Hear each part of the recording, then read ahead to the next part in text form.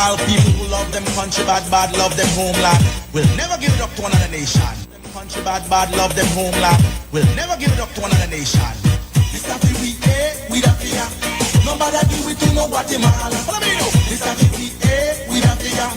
Nobody do it to no Guatemala. This a me. My name is Pupa. Belize me come from the Belize City area. 110% Belize and proud of it.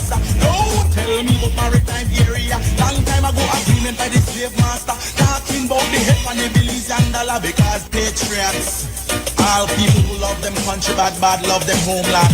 Will never give it up to another nation. Them country bad, bad love them homeland. Will never give it up to another nation. This a we the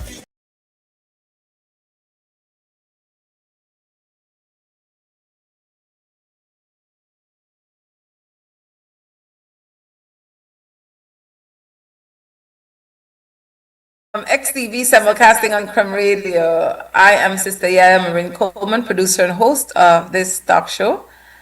And our co-host is Brother Mutota, and our guest not show up yet, but wait and see. Brother morning. Morning, Sister YaYa. Good morning to our listening audience. Good morning to Brother Harlan, our producer this morning. And once again, I'm happy to be on Sunday. Brother happy that the technical director MCO is a brother. Usually it's a sister, so you make sure you heal up. Harlan Wagner is our master chief operator or technical director in the XTV studio this morning. Our scheduled guest, the Brother John Mussingtton, Barbudan land defender. And so I'd wait for you to join me, but you know how we go. We need to move forward. So it's this week we're focusing on Caribbean news stories. And the stories are from Belize, St. Vincent, Venezuela, Antigua and Barbuda, Jamaica, Cuba, Guyana, Haiti, Barbados, and Trinidad. Well, Brother Ako, since make a begin, Brother Ako. So, again, good morning, Sister YaYa. Morning to our listening audience. The first headline this morning is from Belize, actually. And it was from February 20th. And the headline is Church and State Closer Than Ever. And this is something I think you sent me and some others from Belize sent me. Today, the Ministry of Religious Affairs held a retreat with church leaders at the Biltmore Plaza. Typically, they say church and state should mix. But they did today. In a speech to the leaders, Louis Zabanet and freedom, either alone or in community with others, and both in public and in private, to manifest and propagate his religion or belief in worship, teaching, practice, and observance. So I will just stop here because I think this sort of, the headline sort of tells the message that concerns the author of the article. The fact that the church and the state is moving or appears to be closer than ever. So this is a local subject, Sister YaYa. I would ask you to comment on from your vantage position of living in Belize, and then I will make some comments after. Brother Ako, I was surprised. I really was surprised. Even though, and the storyteller itself, usually the state and the church, the hand and glove, but they're not brazen for come forward like they come forward right now for make you know, yeah. We are one and the same, especially considering United Black Association for Development Educational Foundation ongoing hair campaign about the hair discrimination many Belizean students experience in schools. And now we have one example in the workplace with a police officer who identifies as a Rastafari and choose to have locks, even though there was a ruling some years ago for Rastafari sisters in the Belize Police Department to wear their locks, and based on the same law that was quoted in that news article. So I don't know why this happened, and I feel that the state has a duty. Most of the schools that Belize are church state schools, and I know at least in the English Caribbean that is the same. Now, and many Belizeans identify as Christians, and that's a human right. However, my position is that it's a violation of your human right to force a Belizean student to have to accept the faith of a particular school that is being managed by a Christian denomination for that child to attend that school. So majority of the schools are managed by different denominations. It could be Anglican, Catholic, Methodist, Seventh-day Adventist, Nazarene, whatever the Christian denomination is. We even have a Muslim school in Belize City, Muslim primary school in Belize City. The state is responsible for paying the salaries of the employees of these schools so that the Belizean people tax money to pay it. Now, the church primary focus, that for win souls and not for educate, that is church number one priority. So that means the school systems, the whole curriculum is saturated with Christian doctrine, belief, values, norms, saturated. So for one Belizean child, perfect example for many Belizeans, growing up and going to primary school, high school, I Belize, Jehovah's Witness students do not attend church services. One time we go in a church, they stay outside or they go in a classroom or they read a book or whatever. They not go in at the church service because then the practice for their human right. They don't want exposed to other organized religion doctrine because they comfortably not the one where they choose to follow or their parents say they must follow. So just in the past month, I talked to a parent would tell me that they had to carry their child and get a child baptized for go to a Catholic, not impact the law, not because I think the law mean that they're ethically right, because remember the enslavement of African people illegal, but never ethically right. So the quote what I have, actually the quote what I use in the ruling for the female police officers who won the case for wear locks as police officers, that is same thing, freedom of conscience, freedom to come together, freedom of expression. So this is a red flag for me, Brother Akko. So I, understand some of the points you have made, but I want to look at the article as I read it and what the headline says, Church and State Closer Than Ever. Now, if we look at the origin of the state as we know it, the historical state, let's say in Europe, which we inherited, and even before, you look at some of the ancient historical states, the state has always had what you may call two components, right? What you may call a representation of the state as a physical entity, because of institutions and other material, manifestations. And the other example of the state or entity of the state has been what I call the metaphysical entity.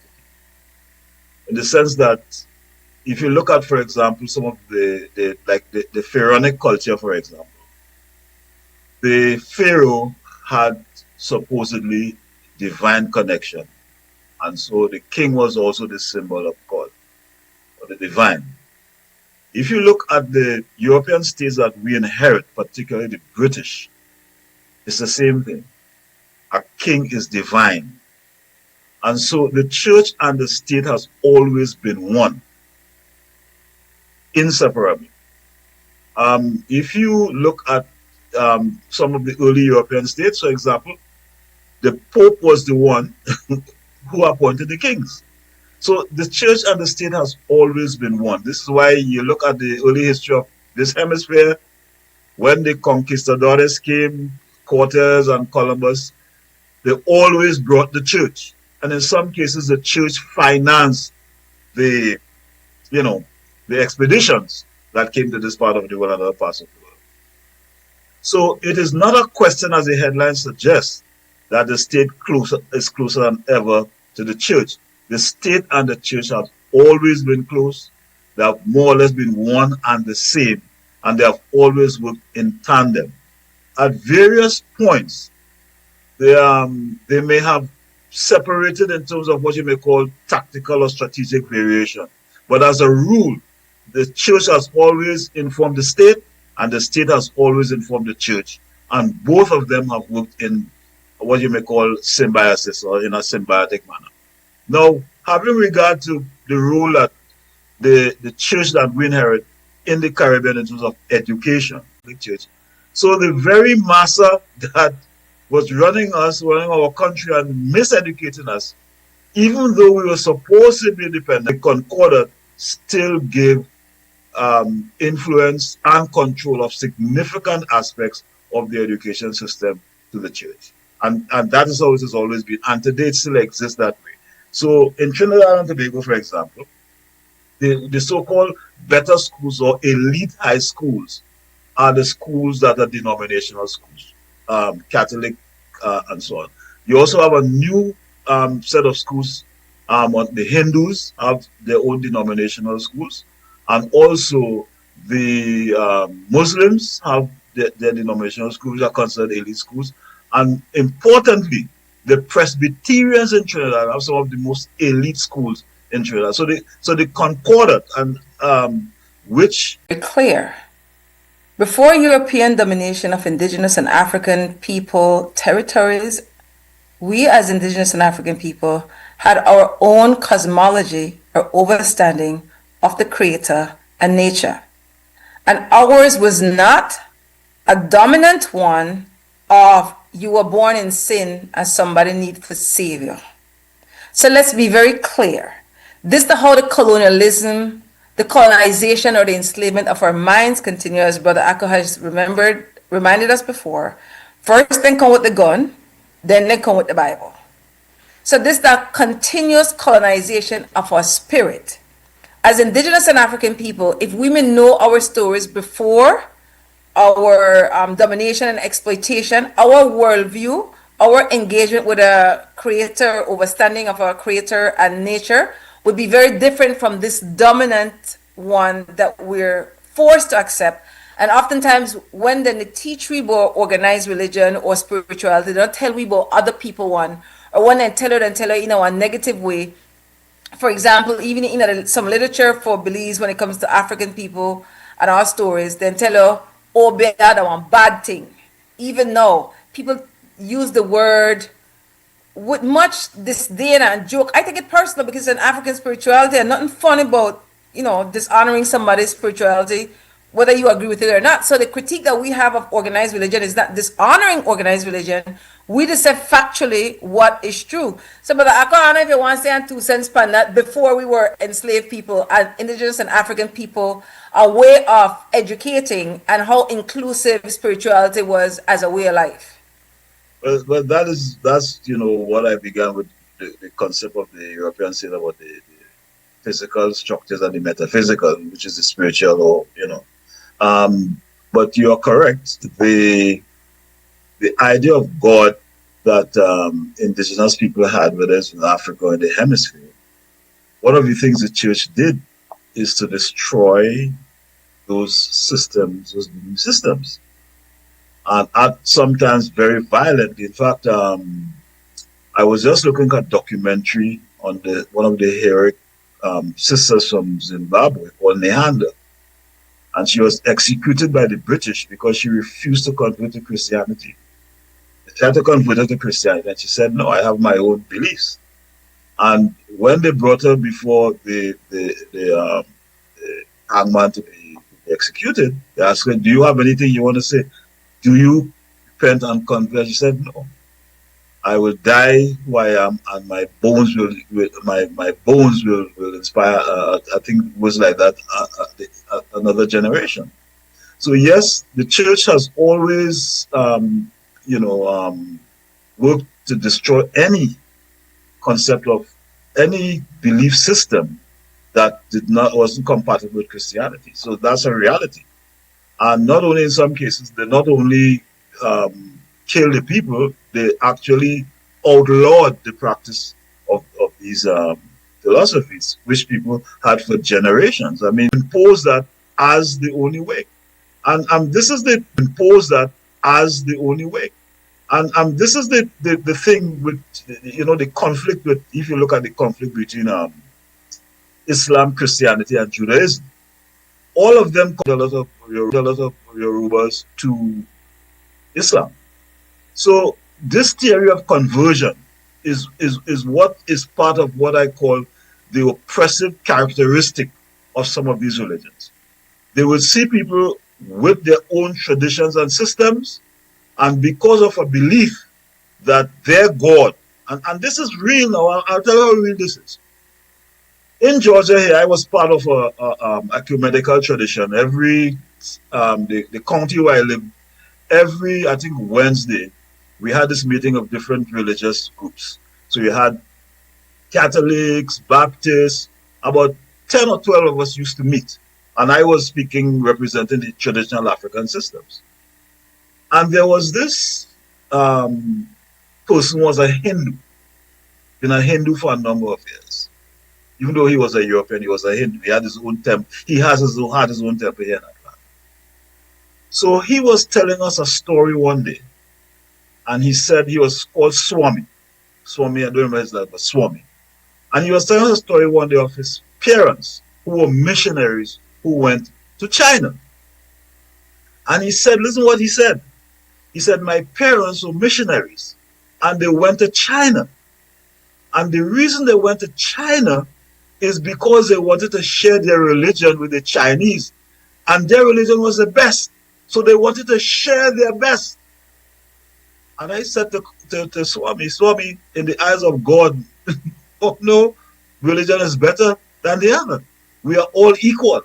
But this is the kind of superior kind of attitudes that prevail in these, what I call structured monotheistic, and especially in the Abrahamic tradition. So, the 16 crucified saviors. Yes. Morning, brother. I'm glad to see you come. Morning. I sent my excuse by WhatsApp, so I have a quick read. So let me apologize to you and the audience for being a bit late this morning. But check your WhatsApp, you'll see the reason. No problem, brother. I'm glad to join you. But know how I go, right? So I got in a Yes. Barbudan chat group and say, everybody see me, brother. Hello, from but check for make sure you're okay. So thanks. It's good to see you, brother. We just It's had good to see you as well. Brother John Mussingtton, among other things, Barbudan land defender, and he's a scientist as well, trained as a scientist. And so when they discussed one belief story just now, In these waters. So I will read a couple paragraphs. Kingstown remains silent some 6 days following a lethal U.S. military strike, which according to all reports occurred inside St. Vincent's territorial waters and sovereignty. So I will stop here because I think this sort of captures the essence of the article. And it's especially important that this is happening after what happened off the coast of Trinidad, in which our Prime Minister played this very shameful role in justifying and supporting the U.S. in killing citizens of Trinidad and Tobago and others under the pretext that they were trying to prevent drug trafficking from Venezuela.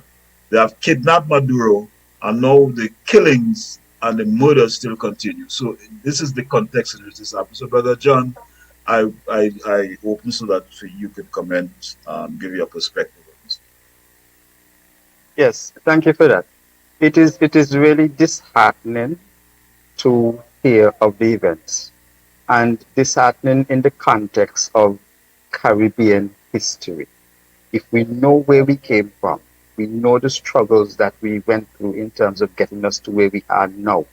We have a CARICOM. We are well aware of the empire next door and all the atrocities which has been meted out against us. Now is the time for us to assert our sovereignty, to stand up. And it is really shameful when we can just sit back and accept that an empire has the right to murder our citizens, to disregard our sovereignty, to disregard their own laws. Because it doesn't matter if these persons were in fact moving drugs. What happens to due process? You do not go anywhere in the US or any other country and you just suspect someone carrying drugs and you execute them straight up with lethal kinetic force, as they want to fancily put it. It doesn't happen. That's brutality. That's barbarism. And I think, given our history of enslavement through all those years, we should be more mindful and more assertive in the sense that our ancestors have gone through, have made the sacrifice, has brought us to where we are in terms of us being sovereign nations. And I think not only St. Vincent, but all of us need to stand up and say to the US and whoever else the empire might be at this time, no, stop. We will not accept this. Might does not make this right. We may not be powerful, but at the end of the day, we will not kneel down and accept your brutality. You are not right. We do not accept it. You can kill us, you can overwhelm us with force, but we will not accept your brutality. And that's the nature of sovereignty. And we must assert our sovereignty in this region. We are in nobody's backyard. Thank you, Akko. Respect, Brother John. Brother Akko, the truth is that many of we no know for we story within the Caribbean, within Abayala, known as the Americas, and no know really the atrocity. This time of the norm. Like this is, this time of the norm. Like this is, it might be new to many of us in modern times, contemporary times, we don't know a story. But for people like Brother Akko age and earlier, I want me to pay attention. Remember that this is the way the United States tend to operate, right? Absolutely. What has happened, Sister, in my opinion, is we have regressed in the Caribbean in terms of consciousness. Now, if you take the case of Trinidad and Tobago, we had one of the largest military base. It was a naval base in Trinidad, in a place called Chaguaramas. And not only that, we had other bases in the eastern part of Trinidad and some of the southeastern one. And the older people would tell you that during that time when the Americans occupied Trinidad, in particular, not Tobago, but Trinidad, a number of social problems occurred. There was a lot of prostitution because wherever American soldiers go, they encourage a certain kind of behavior and so on and so forth. Also, one of the things, the Trinidad government had no jurisdiction over American soldiers. So if American soldiers raped a woman in Trinidad, it had to be tried on the base, from what I understood, right? And there are many people, anecdotal evidence, who said that when you went down to the base to make the report, all the soldiers, white soldiers, would say, he was here, he wasn't down in the place where you say he was, and they will lie and protect their fellow soldiers. And they committed a lot of crimes of rape and various kinds of things in Trinidad. Some of people don't know a song called Gin and Diner. It was about the prostitution in Trinidad facilitated by the presence of the US base. Sparrow said, Gin and Diner, he said the Yankees going on Sparrow take over now. That was the line in the Calypso, the Yankees going on Sparrow take over now. There was a lot of abuse of women. There are a lot of mixed race people in Trinidad. That I know one, older than I am, whose father was a US soldier. Never knew his father. So this history exists. So our leaders then, to facilitate this in the Caribbean, again, when it happened before, is to me a betrayal of everything of our ancestors fought for. And this is our reality. So here it is again. The US presence is here. They talking about doing stuff in Guyana and so on and so forth. Our history with this country and its military has been a terrible one. And we need to remind this generation what that history was about 50, 60 years ago. This is our reality, So do we want to repeat this again where we abuse? And the point Brother John made, right? We fought for sovereignty. Okay? And not because we are small, we should be disrespected. But our leaders don't even seem to understand the concept of sovereignty. They're all willing to just bend over and just complain. Like I saw an interview with the Prime Minister of St. Lucia, and he was complaining. He was saying something like, well, this is the most difficult time for a small island state. And could you imagine we can't send our students to study in Cuba? What are we going to do? That's the attitude.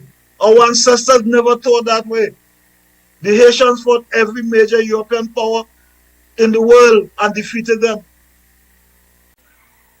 Like we have seen political leaders sell we out, but we the people accept it.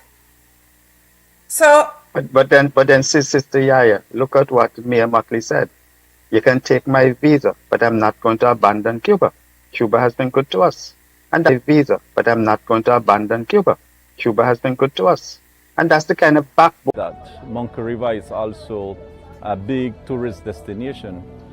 Just today, for example, we have seen about 200 tourists coming here. And from the report that I received from the village council is that will be the average amount of tourists visiting the island. But sometimes when the cruise ship will visit Harvest Key, there is an increase of tourists, which means we need to do more investment into Monkey River, simply because there is no signage where we can take a picture here. There is no information center, and at the same time we have a hallmark when you look at the beautiful Monkey River, where we have some of the unique holla monkeys in Belize.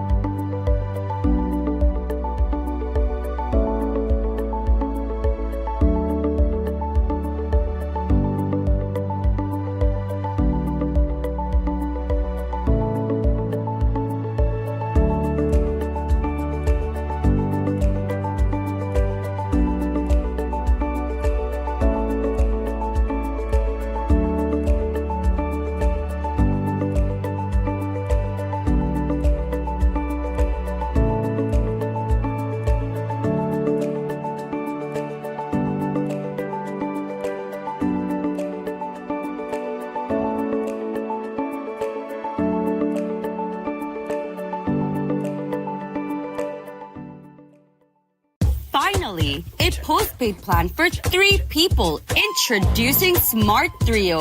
Why pay for mobile service alone when you can share and save? Get unlimited national calls, text, plus 100 gigabytes of shared data. And the best part? It's only $135. That's right, as low as $45 per person. Perfect for small families, couples, or close friends. Smart Trio.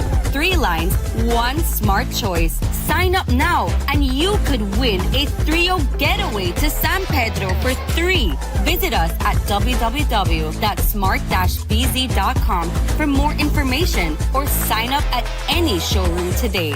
Smart, bringing people together. At Atlantic Bank, your convenience is our priority. Our contact center is designed to enhance your banking experience. With a wide range of customer service options, you save time and effort. You can easily call in to block or unblock your debit and credit cards, perform account inquiries, and access detailed card information. Whether you need assistance with and Spanish, simply dial 223 and Spanish. Simply dial 223-1212. This is a dedicated line for our contact center. Atlantic Bank is committed to providing you with exceptional service and the tools you need to manage your finances conveniently and securely. Take full advantage of our easy-to-use contact center services today. up to 90% less energy. Up to 90% less energy. You save money. Money you can spend on other things. So head to Brothers Habet or Habet and Habet today. You can also call, email, or Facebook us. Have a brilliant day. In a democracy, what is good for the government cannot be bad for the people. And what is good for the people cannot be bad for the government.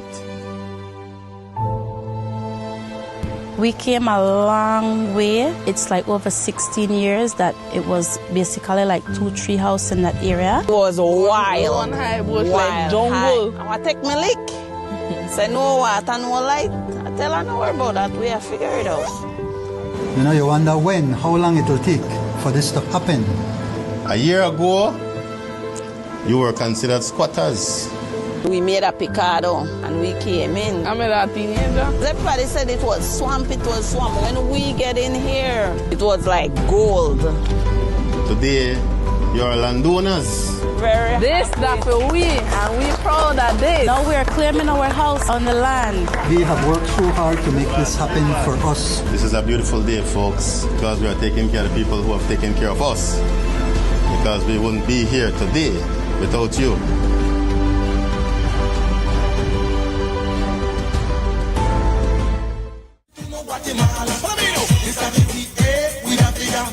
Nobody do it to no Guatemala. This time me name is Ufa. Belize me come from the Belize City area. 110% Belize. Nobody do it to no Guatemala. This time we have figure. Nobody do it to no Guatemala. This time me name is Ufa. Belize me come from the Belize City area. 110% Belize and proud of it. Don't tell me about maritime area. Long time ago agreement by the slave master. Talking about the head and the Belize and dollar because patriots. All people who love them country bad, love them homeland, will never give it up to another nation. Them country bad, love them homeland, will never give it up to another nation. This happy we the figure. Nobody do it to no Guatemala. This happy we the figure.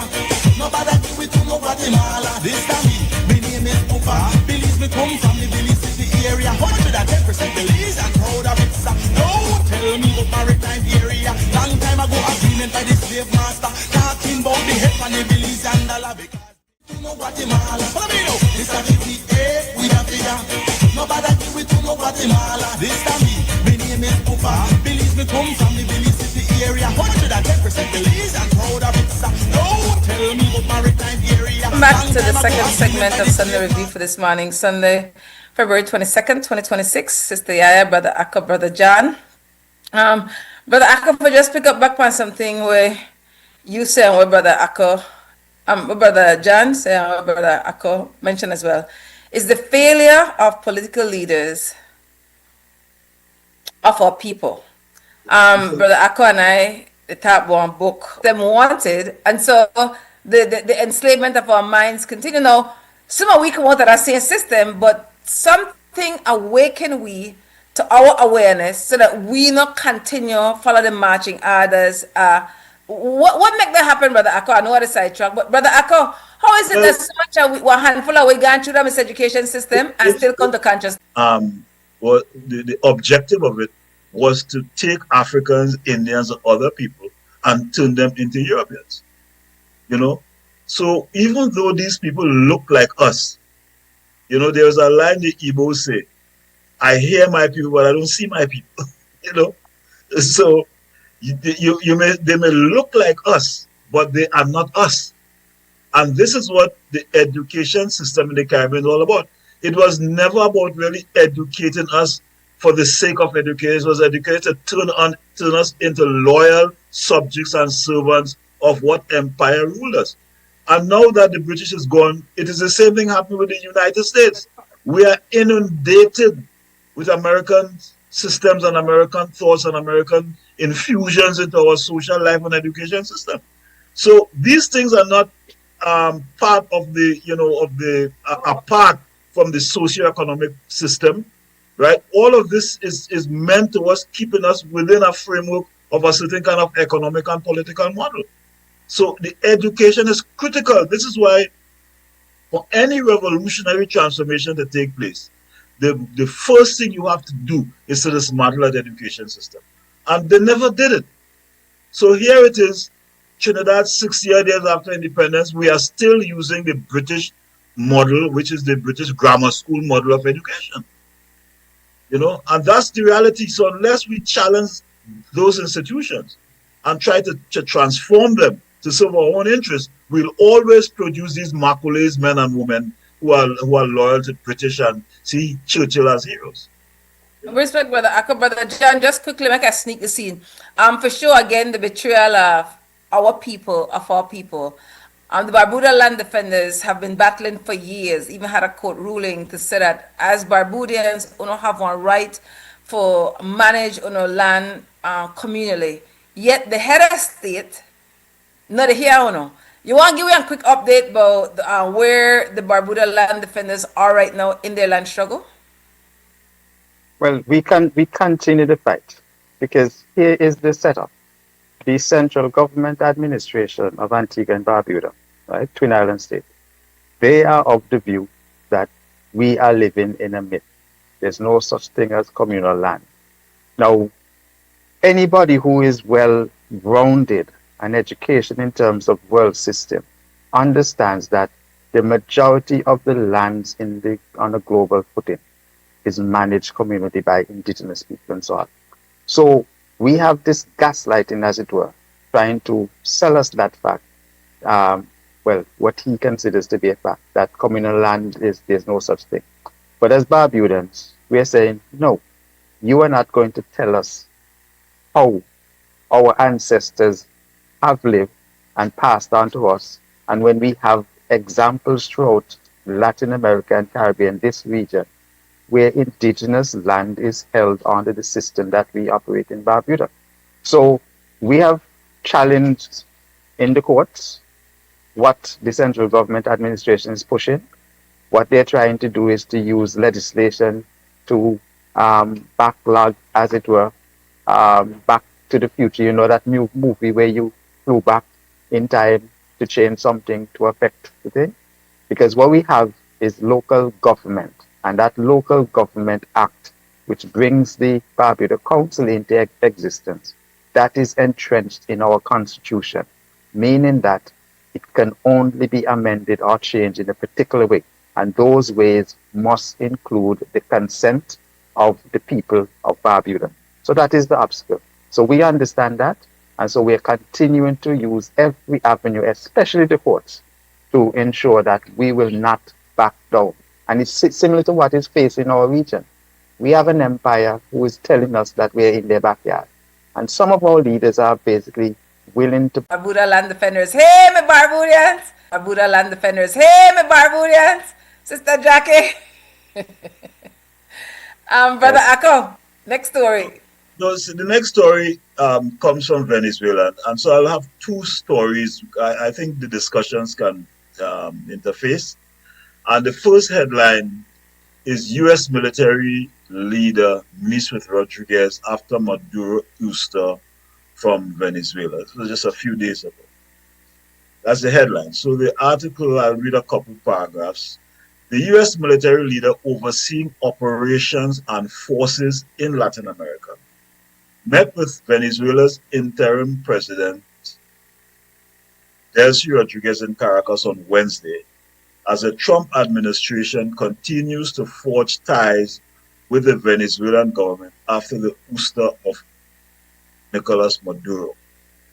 Rodriguez huddled the U.S. Southern Command Southcom Commander General Francis L. Donovan, Ambassador Laura F. Dogu, U.S. top diplomat in Venezuela, and Joseph M. Humere, the acting Assistant Secretary of Defense for Homeland Defense and the Americas.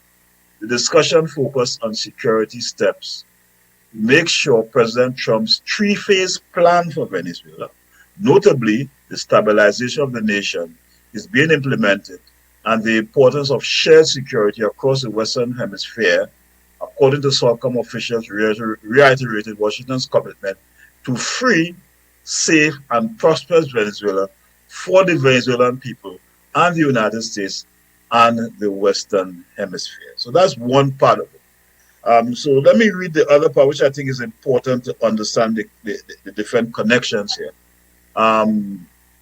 The other part has to do with a new law that the Venezuelan government passed. So I'll read part of this, and because I think the two discussions are important because one interacts with the other. The headline is the Venezuelan Organic Law on Hydrocarbons, right? And there is an intellectual called Luis Garcia who reviewed this law. So, and the article begins with astonishing speed amid so many postponed emergencies. The reform of the organic law on hydrocarbons enacted in 2006 by President Hugo Rafael Chavez Frias has been approved. Amending the work of such a towering figure requires prudence and restraint. Let us examine the result.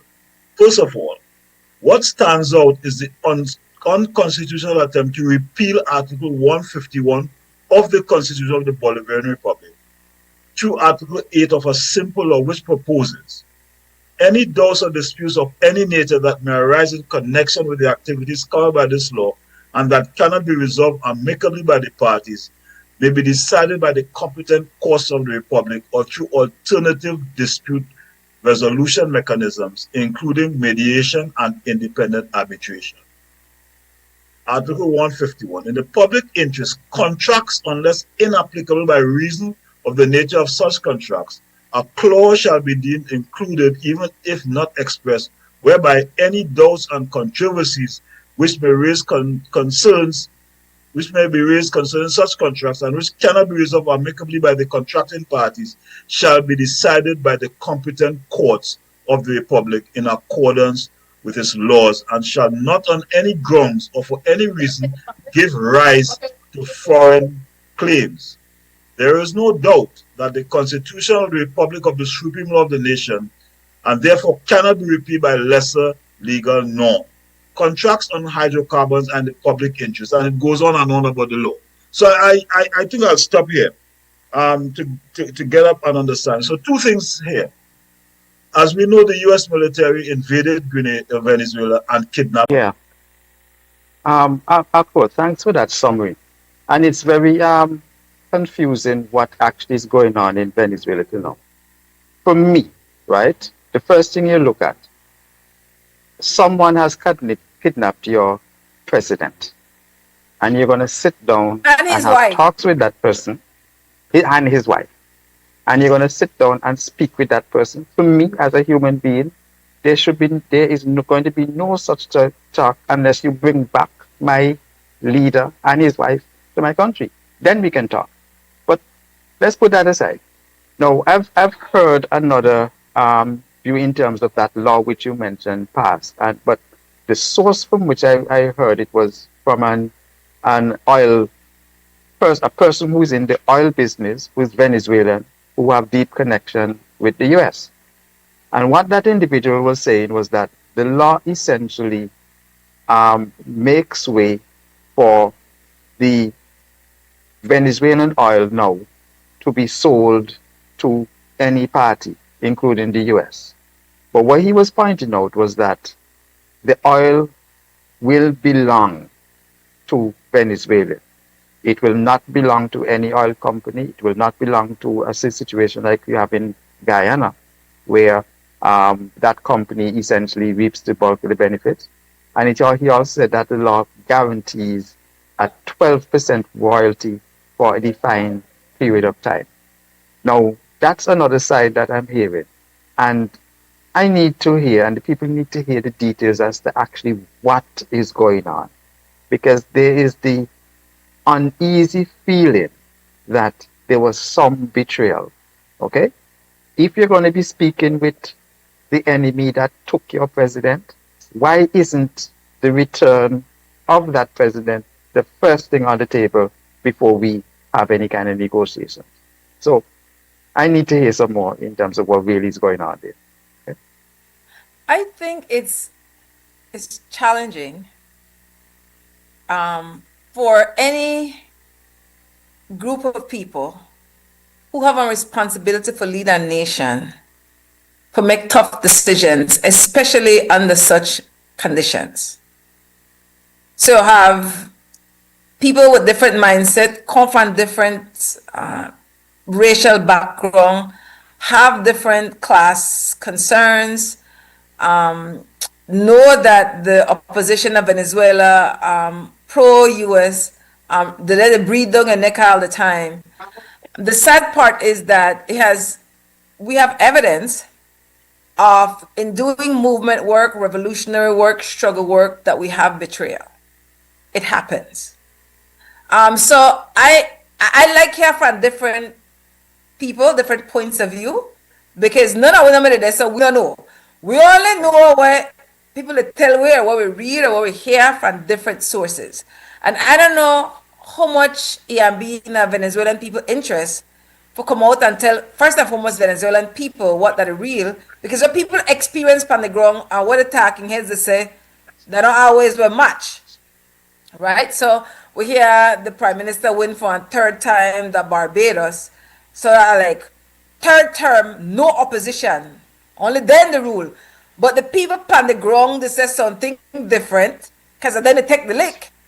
So unless, and that's what I always say, unless you're up on the ground and you could really get one read or one vibes to say how political decisions that impact everyday people life, oftentimes they're not in a good way for an extended period of time.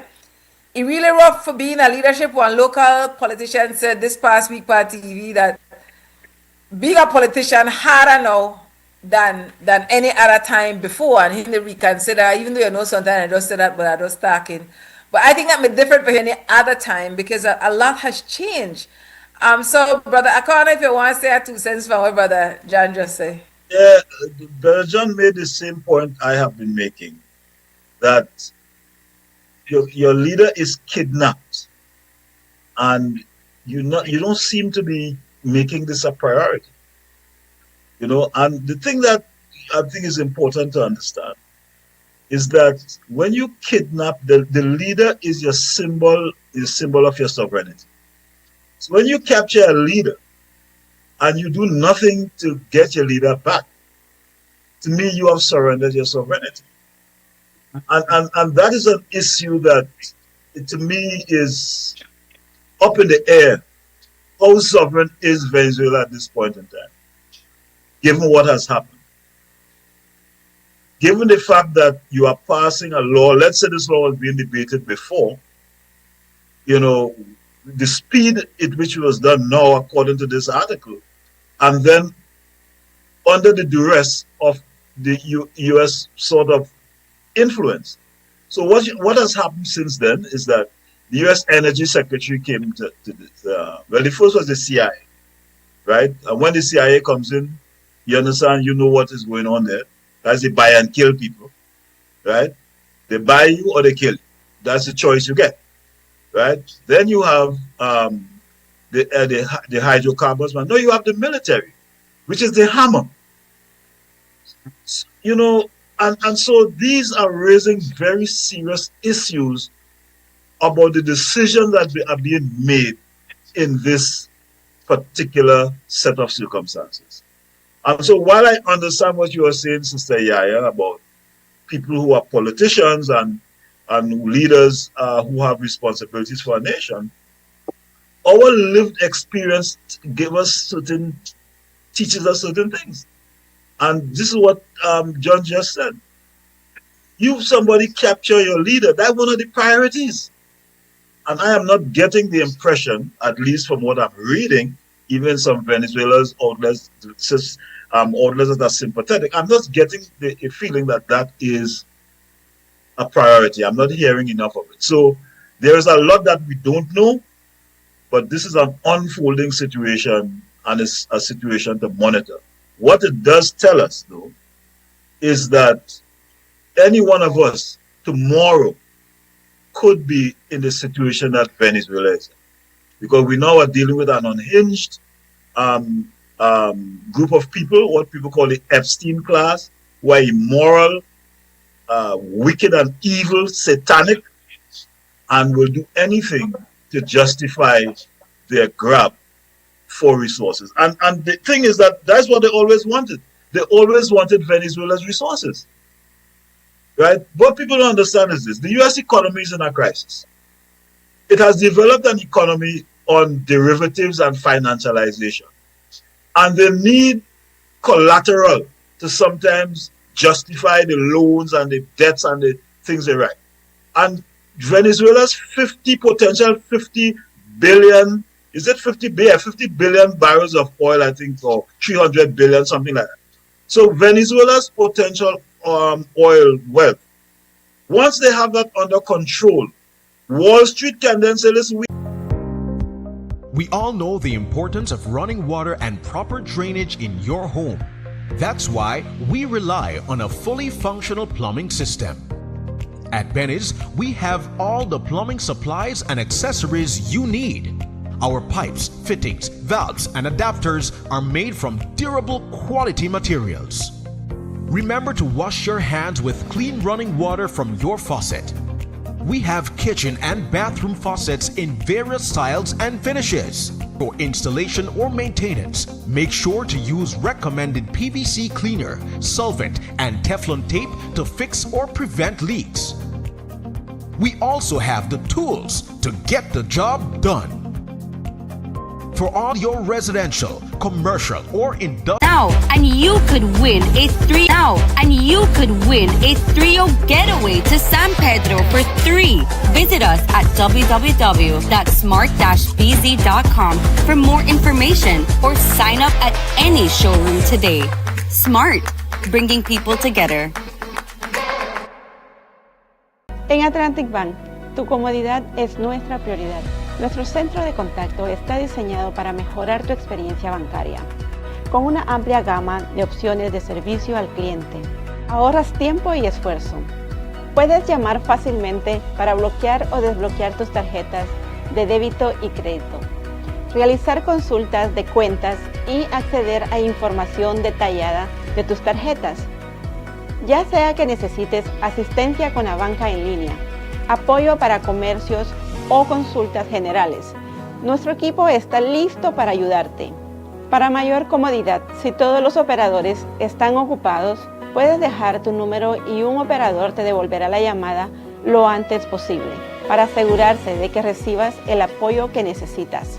Para mayor seguridad, es posible que necesitemos verificar tu identidad con un conjunto de preguntas sencillas. Recuerda, Atlantic Bank nunca solicitará tu nombre de tu usuario ni contraseña de Atlantic Online por llamada telefónica, mensaje de texto o correo electrónico, asegurando que tu información personal permanezca segura y protegida. Nuestro equipo de apoyo está disponible de lunes a viernes, de 8 a.m. a 6 p.m., en inglés y en español. Simplemente marca al 223-1212. Esta es la línea dedicada para nuestro centro de contacto. Atlantic Bank se compromete a brindarte un servicio excepcional y las herramientas que necesitas para administrar tus finanzas de manera conveniente y segura. Aprovecha al máximo nuestro servicio del centro de contacto. Atlantic Bank, building the future together.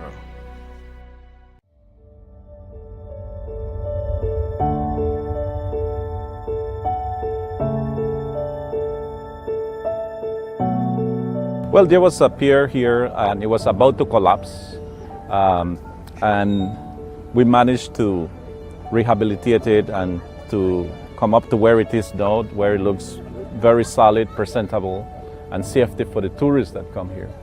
And sometimes we have a tendency to forget that Monkey River is also a big tourist destination. Just today, for example, we have seen about 200 tourists coming here. And from the report that I received from the village council is that that will be the average amount of tourists visiting the island. But sometimes when the cruise ship will visit Harvest Key, there is an increase of tourists, which means we need to do more investment into Monkey River, simply because there is no signage where we can take a picture here, there is no information center, and at the same time we have a hallmark when you look at the beautiful Monkey River, where we have some of the unique holla monkeys in Belize.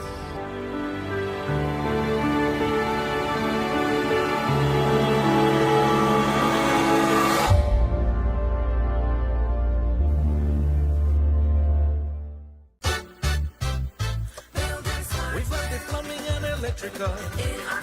We've got the paints and the brush and light fixtures. We've got steel, cement and tiles galore. We've got everything in that store. We've got windows and doors just for you. We've got sheetrock, plywood and hardwood too. Tools for gardening in the great outdoors. We've got everything in that store. We've got variety, quality, quantity. And builders hardware variety, quality, quantity. And builders hardware. We've got the sinks and the tubs and the cabinets. We've got the nuts and the bolts, so don't forget. We've got service with a smile. We've got everything in that store. We've got variety, quality, quantity. And builders hardware variety, and quality, quantity. And builders hardware. So builders who build with a passion and skill go to builders hardware. No Guatemala, this time we have figure. Nobody do it to no Guatemala. This time my name is Pupa. Belize me come from the Billy City area. 110% Belize and proud of it. Don't tell me about maritime area. Long time ago agreement by the slave master. Talking about the head on the Belizean dollar because patriots. All people who love them country bad love them homeland. Will never give it up to another nation. Country bad love them homeland. We'll never give it up to another nation. This time we don't fear. Nobody do it to no Guatemala. This time we don't fear. Nobody do it to no Guatemala. This time my name is Pupa. Belize me come from the Billy City area. 110% Belize and proud of it. Don't tell me about maritime area. Long time ago agreement by the slave master. Talking about the head on the Belizean dollar because patriots. All people who love them country bad love them homeland. We'll never give it up to another nation. Country bad love them homeland. We'll never give it up to another nation. Brother Mutota, our co-host from Trinidad and Tobago, and our guest today is Brother John Mussingtton from the Twin Islands of Antigua and Barbuda, but specifically Barbuda. And yeah, we're reviewing Caribbean news stories. Brother Ako, this is a speed run. What story we uncover? Next story is from St. Lucia. The headline is Central Bank targets 2027 for removal of British monarch from the Eastern Caribbean currency. The governor of the Eastern Caribbean Central Bank, Timothy Antwine, says the bank is getting closer and closer to replacing the likeness of the British monarch with regional figures on the EC dollar. Speaking at the presentation of the communique following the 112th meeting of the ECCB Monetary Council last week, Antwine explained that the transition will take place in phases rather than all at once. So for decades, the late Queen Elizabeth's image has appeared on the EC 5, 10, 20, 50, and 100 notes. The design reflects the Eastern Caribbean historic ties to Britain, similar to other Commonwealth nations that recognize the British monarch as head of state. I will end there. I don't think I need to say much more than that. That at this day and age, over 100 and how many years, close to 200 after emancipation, the British monarch is still on our currency. So, Brother John. For me, it could not be time enough. Good riddance. But Ako and YaYa, suppose our leaders get pressure to replace Elizabeth's head with a Trump's head. It's not that far-fetched. Identifiable African descendant racialized as black, African ancestor Philip Golson, and what we'd call one mixed race person, mixed with indigenous and Spaniards as a descendant, the person what I call the father of the nation, George Price. Now, again, no woman upon it. And interestingly, the black man upon a lower denomination of money. And to the best of my knowledge, they name not upon the money. So you look for the money and you're like, who are people? They're on the really sovereign territories. Like real talk, we don't even sovereign beings. So and I really gotta talk low this whole show. I just hype. You cannot give what you have not lived. the personal is always political. So I ask her now at the top of the hour, and I hear her to have the conversation during break, and I want to have the conversation on the air, is most of we gone through one colonial miseducation system. What is it that bring the two owner into owner individual awareness of self and then to become new beings? What was it? Because we gone through the same miseducation system. So what was it for you, Brother John? What was it for you, Brother Akko? I'll make Brother John go first. Yes, for me, it was 1979 around there at A levels. GP, that was the subject they called at that time. It was more like sociology. And We there don't was know an about that at all. I invitation. hear Brother Akko they laugh Okay. at that, but we never hear about GP yet. Okay. So it was the invitation for a Muslim to give a lecture, and it was about religion. And he started off by pointing out to us students, spell the word dog. It's D-O-G. Now spell that word backwards, and what do you get? G-O-D. That was the first shocker. And so he proceeded to speak about his religion, which is Muslim, and it was the first time for many of us that we were confronted with a different religion having come up with just Christianity. And the shock and the argument and the outrage from students against this person for actually questioning some of their fundamental things, that started me thinking, and that started me searching. And so by the time I got to UWI and got access to all this information, Hilary Beckles was a lecturer then. For the first time I understood what Caribbean history really was, because it was the first time I was exposed to history from our point of view. Then around that time, there was the Catholic Church and liberation theology, where the Catholic religion was pushed in a particular direction, geared towards building consciousness in people, rather than locking off our brains with regards to religion and what that does. So that was a spark off for me. And the point is, information is out there. And unless you have that spark in terms of your consciousness, you will not seek it, you will not find it. You can pass through an institution like University of West Indies and come out blank and brainwashed, as most people do today. Or you can take that or other Particular in raising awareness with African descendants, which as Black people. How about you, Brother Akko? To say I am, but they both had a value for education and information. And I remember once they realized that I had some potential as a first grandchild of the house, they brought a set of encyclopedias. I remember that day very clearly. My grandmother never had money. She didn't work anywhere, make gardens, plant rice, sell bread and all of that stuff. And this guy used to come and sell this Webster's Encyclopedia. And he came to the village selling this encyclopedia. And she felt that was important and you had to pay, I think it's a year or 18 months, and every month you will come and get $2 for the encyclopedia. And that encyclopedia, but it didn't have TV.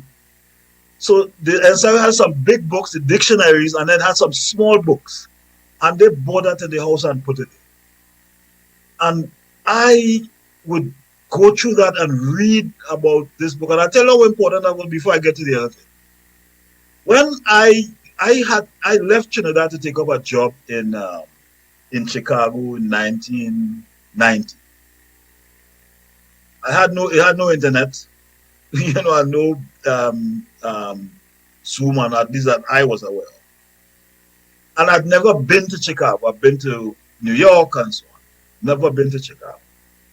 You know where I got information in Chicago? In that same old set of encyclopedias. But this time was over 30-something years old, but at least 30 years old. And they taught me about the air, which is the elevated train and so on. So they understood the value, even though they couldn't read, of information and creating environments that allowed for the flow of information to all of us. But the spark of my consciousness came around 1969, when Anguilla separated from St. Kitts and Nevis by a man called Webster. I think he's now deceased. And the British, because Anguilla wanted to be independent, and the British, in trying to prevent Anguilla from separating, sent troops called the Red Devils. And I was asked to write a composition at school, and I chose to write about the Red Devils trying to interfere in Anguilla's right to self-determination. I call the Red Devils the British toothless bulldogs. And the English teacher was very impressed with the English, and that, you know, that sparked something in me that as today still lives in this thirst for knowledge and consciousness and trying to make a difference in the world. And I think parents now buy things that are not mad. They get a train of food with them, you 5 toys. They have 200 toys and clothes and the fundamentals. They don't teach their children. And the last thing I'll comment on before I read the next piece. A couple of years ago, I was doing an interview on a radio station. And the guy who led the show before me, he was telling me when he heard I had bookstores and a publishing house, he said he's reading this book called Men Are From Mars and Women From Venus. That's the name of the book, or Women Are From Venus and Men Are From Mars, something like that. Men Are From Mars. And he and his wife, he and his wife is reading this book and they teach their children things and so on. So I told him, the most fundamental thing is that you haven't taught your son. You had 2 sons. I said, the most fundamental thing I don't think you have taught your son yet, despite you reading these books. He said, what it is? I said, instincts. I said, in a society in which for generations, people try to kill your ancestors, create slave patrols to kill you. In this era, you have to teach your children instincts, which is what our ancestors taught us. How to respond to situation. You know, that little cliches is to teach you, you know, I don't remember all of them now. But, you know, little cliches they will teach you, little quotations. Like one in school we knew, for example, the other thing in school, bits of paper lying on the floor, make the place untidy, pick them up. We clean the schools, that is still in my mind. Mm-hmm. So all these little things they taught us, even though they couldn't read, they taught us these things. We are not doing that. We are giving our children things and, you know, fancy clothes and big TV in the room, and the fundamentals of providing an environment of learning and out of time. We have 6 minutes before the show have to end. So if you could do a story in 3 minutes, go to strong.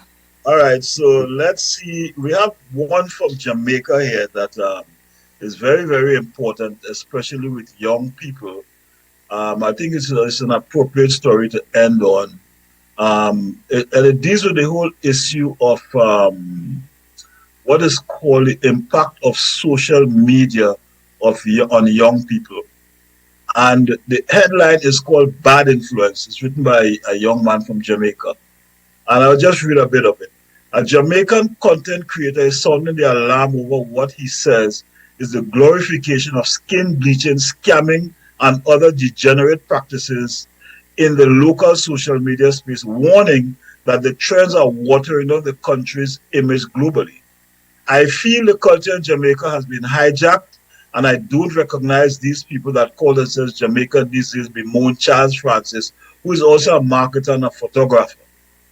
He went on to lament the normalization of scamming and skin bleaching in society, which he suggested was being fueled by so-called social media influencers. We just need to go back to our roots and push some positive things to the forefront of Jamaica and stop make the empty barrels get the spotlight, he added in a heartfelt post, which was endorsed by hundreds of other social media observers. So I'll stop here. I think that captures the basis of what this young man was saying about social media and its impact on our young people. Brother John? Yeah, that's a very timely issue there. The internet is a powerful tool, but it's a double-edged tool. I remember my parents used to have a saying, and it was in school when I was a kid. Fire can be an excellent servant, but a terrible master. In other words, if you don't control it, right, you will not reap the benefit.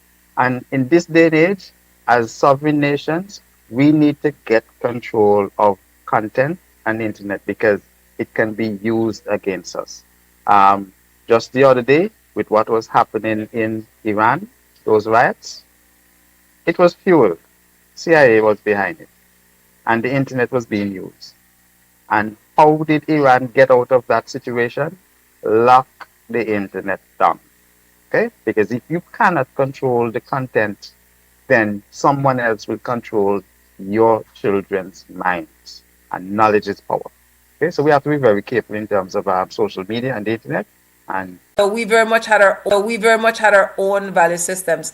Final thoughts, Brother John Mussingtton and our co-host own value systems. Final thoughts, Brother John Mussingtton and our co-host Brother Akam.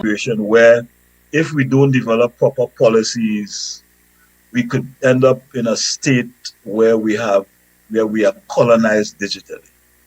And you know, this is something we really have to sit down as Caribbean people and decide how we want to shape our own realities relative to this digital age. And I think it's an important issue, not just for Caribbean governments, but for Caribbean people to begin to think about how we shape our own digital image in this world that is becoming more and more digital and more virtual in terms of. Ahead, Sister Sandra Kowe, and she brought up the conversation of digital sovereignty. And Brother Akko and I keep the thought that we have to have this conversation on on Sunday Review about who collects our data all over upon social media, including your email, who collects your data, where that data go, how they use it, who responsible to protect our citizens of our country data. We talk about sovereignty, but a lot of we not even word, but truly we don't. Like we really don't.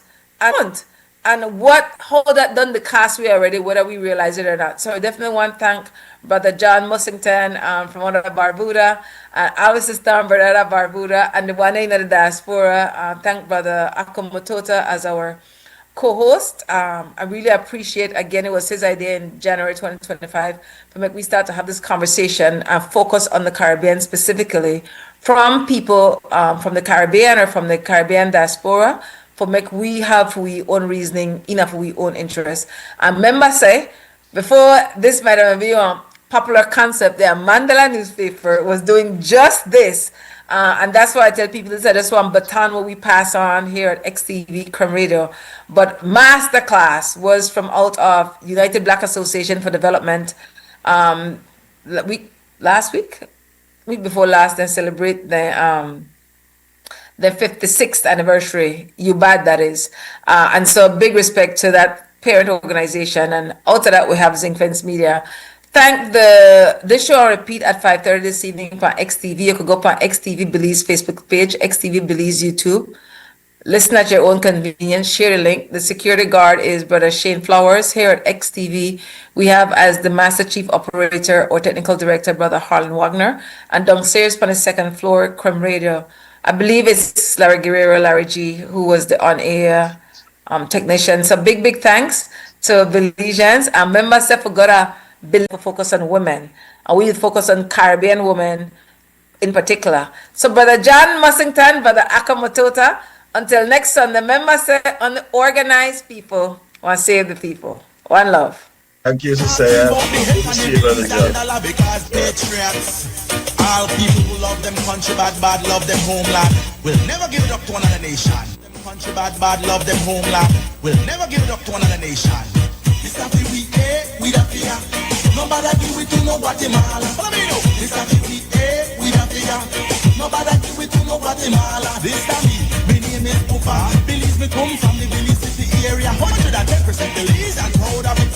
Don't tell me about maritime area. Long time ago agreement by the slave master.